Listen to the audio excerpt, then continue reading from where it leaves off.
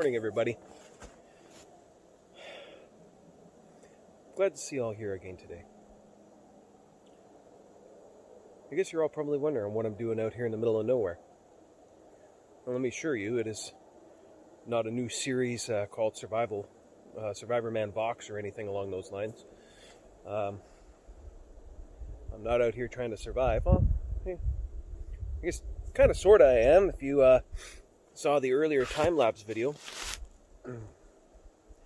you know that, well, at least at that moment in the video, I was, or at least in that moment in my day, I was pretty busy. Believe it or not, that time-lapse was taken over a 20-minute period of time while I was in the middle of class and working on some jobs that are in.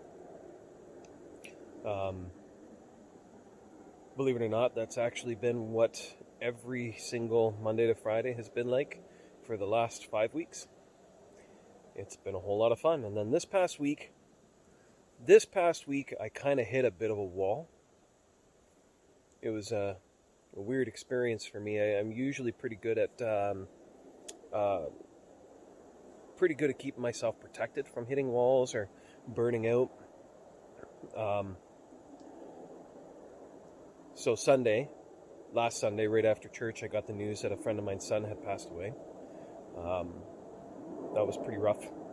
Grew up with her, living down the street to some extent anyways, for part of my childhood. And she moved back into the area when she got older, and the young lad actually had helped my dad out over at his place a couple times. I lived right across the road, so I hit a little close to home. And then Monday of the week, I had a midterm, and I found it really difficult, which is surprising. I usually don't struggle with exams or anything like that, but this one, it was a little bit harder than what I was used to. And then just school and business all week, and then Thursday, McKenna had her tonsillectomy. So I woke up Thursday morning and I couldn't sleep at all Wednesday night to Thursday. It was pretty rough. And then, I was pretty stressed out all day in class on Thursday. And then Thursday night, the surgery went great. She's doing really wonderful. But Thursday night was, her first night back home after surgery. And every 4 hours, you got to wake her up and give her medication and painkillers. So that's my job because I don't sleep anyways. So I woke up 3 times throughout the night to administer the medication that she needed, and then Friday morning I had my final exam for the class that I was in. Fortunately, I think I did really well in the exam, but I also had a bunch of work that I had to do yesterday as well, or Friday. Yesterday for me, Friday for you guys, because you're not seeing this until now. Anyways, I was thinking it's really hard for me to stay connected with people when things are really busy. It's hard to make sure that I reach out sometimes and make sure that I do some of the stuff that I probably should do for my own mental health. But the one thing that is also really difficult, and I think the last year of this pandemic has kind of brought it a little bit closer to home. I have felt very disconnected from God. I have found myself trying very hard to see Him at work in the days, in the weeks, in the last even months. I'm actively having to search for Him, and there are days when that's harder than it probably should be. If I'm being as honest as possible, there have been days over the last year where I just stayed on the couch. I just figured it's not worth it. I'm not going to fight through the day today. I'm just going to stay on the couch, relax, watch TV, maybe drink a coffee. This is not a hot coffee, by the way. I despise hot coffee. I know some of you people think I'm weird now, but Hope always says that I like my frou-frou drinks. Well, this is a frou-frou drink. So, anyways, like I've had times where it's just like we're not going to fight this. We're just going to sit on the couch and not worry about it. And what I realized is that started getting a little bit easier than I would like it to be. I found myself watching TV more than reading, which is a little bit odd. I found myself not watching what I'm eating. One night we bought chips and pizza. It's a Wednesday night is a thing for us, chips and pizza and pop and stuff like that. And I think I sat and, which is abnormal, understand this. I sat and ate an entire bag of chips and potato chips. I like dill pickle chips. Sat and ate a whole bag of dill pickle chips and half a pizza. Medium pizza. Like, let's not get too carried away here. And it was fantastic. Like, I loved every minute of it until 3 o'clock in the morning when the indigestion and heartburn hit. And then I was seriously regretting my decision to eat an entire bag of chips and half a medium pizza. It was a miserable night. Well, I guess the question is, like, where am I going with this? And I think one of the things that we struggle with, and in the church and in everyday life, to be honest with you, there's one of the things that we struggle with is trying to stay connected with God on a daily basis, and it's hard because I think part of the reason why we struggle with that is because we have a misconception about, who God is. Well, I'll give you a quick overview. I preached a message a couple years back about the entity or identity of God, and how we need to learn a different way of understanding who and what God is. If you go onto the Vox website and you look up my name, you should be able to find it on there. The name of the sermon will be posted right around, right about here probably. Yeah, so you can go on there and take a look for that. I enjoyed that message because it kind of, like most of you guys, outside of maybe some people who have spent quite a bit of time in Bible college or have a significant post-secondary education in theology, most people kind of have this image of God as this like almighty huge being that lives in the clouds up here somewhere, and he's got a big huge long majestic beard and long gray hair, and kind of like Zeus, but hopefully not with lightning bolts. Well, that's not who God is. The first depiction of God as this bearded, long-haired entity didn't actually come into existence until about the 1400s. Before that, God was either a fire, or a dove, or a hand, even maybe. That was kind of like the beginning of this human kind of depiction of it outside of the book of Genesis. Now, the book of Genesis, especially like right at the beginning, right at the creation story, the first few bits here. I take this with me when I go out into places like this to try and reconnect. This is a copy of the Message by Eugene Peterson, and I like it because it's easy reading to me. So we have right Genesis 1, right straight through until Genesis 2. We have the whole creation story, and it's like God is like, new thing, and he just creates it. And like 3 and 5, the light appeared and there was day and there was night. Genesis 6 and 8, the sky in the middle of the water, separate water from water. And God made sky. And he's going through and he's just very quickly making these things. But then when you hit Genesis 1:26 through to Genesis 2, you have this huge section where he's talking about making us. And God spoke, "Let us make human beings in our image, make them reflect our nature, so they can be responsible for the fish in the sea, the birds in the air, the cattle, and yes, earth itself." And he goes on this whole thing, and we have this depiction of God creating us, right? Um, and then into Genesis 2. Oh, my pages are stuck together here.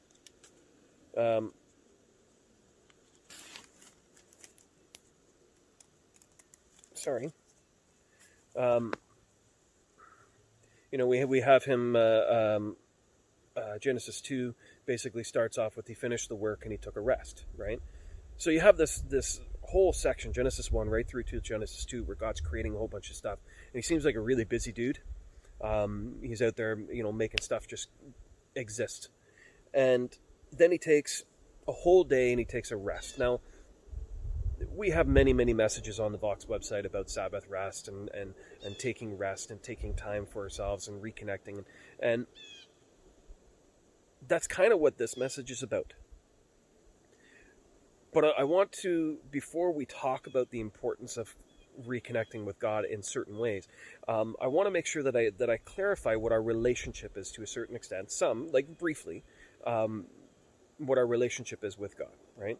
So we go into the story of Adam and Eve, and we have the best way to look at this is we have Adam and Eve coming into existence, and one of the things that God does that I find interesting in the story is we see him bringing dirt together to form us out of the dirt, and then he breathes life into us, and then we exist, and he's made us in his image, and we have right from the outset a deeper relationship with God than any of his other creation does. He has spent more time with us in creating us, and it feels like the way that the beginning of Genesis explains it. It feels like God spends more time with us.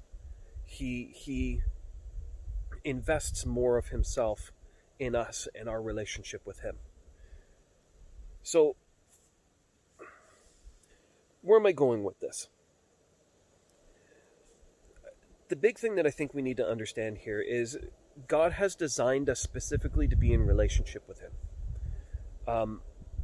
Because God created everything, God is everywhere. He is all over the place. He's not just like this old man, or even like Morgan Freeman and Bruce Almighty. I love that depiction of God because the whole movie talks about how we just don't understand how big of a deal everything is. We have such a narrow scope, a narrow understanding. We don't have the mental capacity to be able to understand how large this whole thing is. And I think if we could define it, if we could understand it, it wouldn't be what it really is. I don't think we can ever understand that. And I think that's one of the reasons why it's so important to understand that God created us to be in relationship with him. Okay? And we have actively walked away from that relationship. I preached a little while back, and if you've been into church for a while, you've seen it before. And it's the gospel in two chairs. Bruxy Cavey does a great version of it. I tried to copy it a little bit, his style of it anyways, I guess it would have been 2019, so a while ago. Go take a minute and watch it, because it's a really good way of understanding the gospel, I think, and the importance of understanding our relationship with God. So, if God is everywhere, and God isn't a physical, a being like the old man in the sky with the beard and the hair, how do we reconnect with him? How do we understand him? Well, I think one of the things that I look at, one of the things that I think is really important is I think it's much harder for us to stay connected with God and reconnect with God when we are no longer connected with God. It's much harder for us to do that when we're in the middle of the busyness of our lives. Like in the time lapse, I'm barely connecting with any of the things that I'm doing. I'm hyper focused on trying to make sure that I'm just accomplishing the things that need to be done for the day. And that brings us to, what am I doing out here? this is a beautiful day. I'm just in a sweater and a t-shirt. I got my snow pants on. It's probably 4 degrees, 3 degrees right now. It was snowing earlier. It kind of changed into a little bit of rain. I'm feeling pretty warm outside of, I got a bit of snow in my back here that's a little bit cold, but I'm out here, and outside of speaking with you guys, I'm out here just being.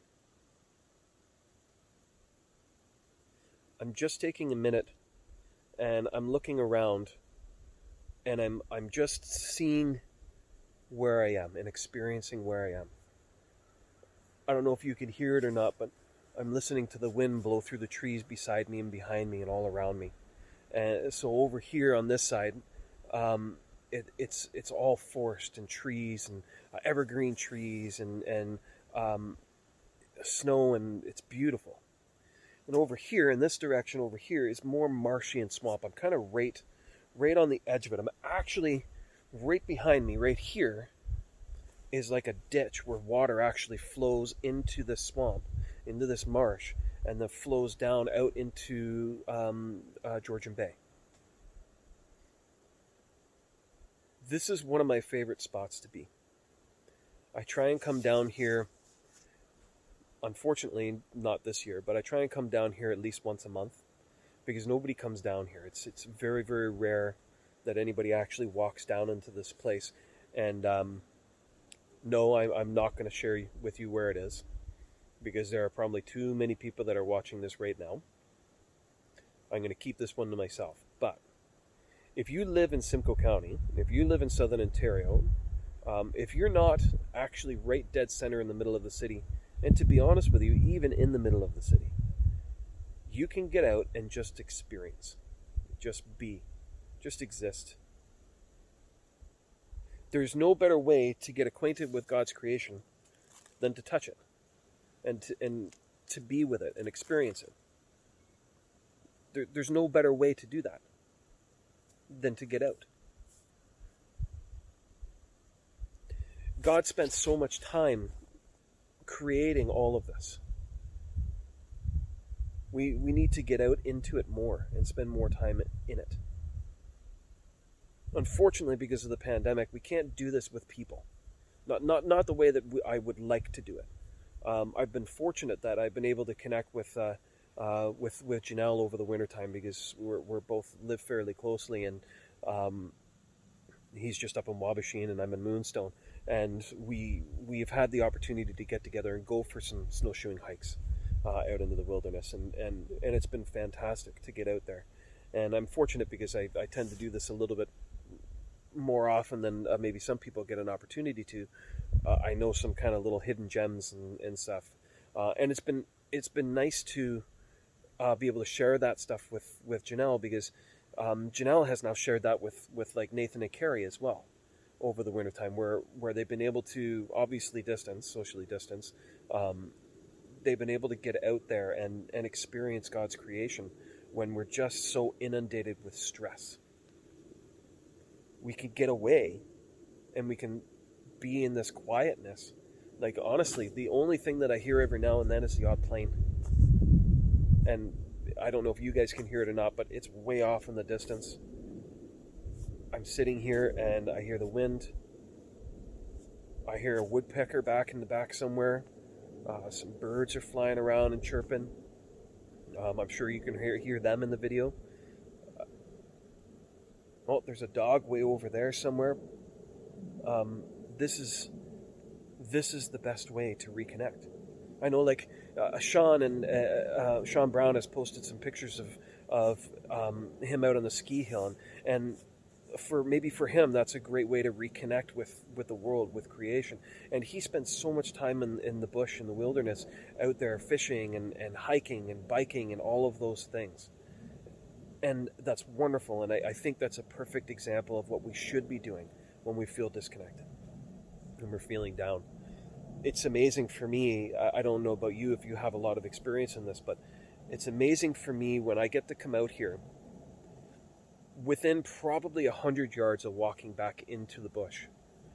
I can feel the weight come off my shoulders. I usually am pretty tight up and top in my shoulders and in my neck, and I can feel everything kind of relax and just kind of settle down. And I get to come out here and be in this creation, and I bring my Bible with me, and like I said, like I have this nice copy of the Message, and I can just pick a book, and I just start reading, and I start reading, and I start thinking about not just what the words are saying, because I think sometimes we get really hung up in the words that are printed in the book. And we're supposed to. That's okay. But I try and take a minute, and I think about the underlying story that's going on, the broader picture of it, and what these people in this book are experiencing. We think about Jesus, like Jesus goes out and he's preaching, and he's walking, and he's teaching with all these people, and he's got a group of people that are following him, and then he's got a tighter group of people that he's really connected with, that he confides in. But then he often, you read this, you go find it, I'm not going to do it for you this time. He will often stop, and the Bible says that he goes off and to a quiet place and he prays. God goes off into the hills and he prays. And he goes off and he spends time with his Father, with our Creator.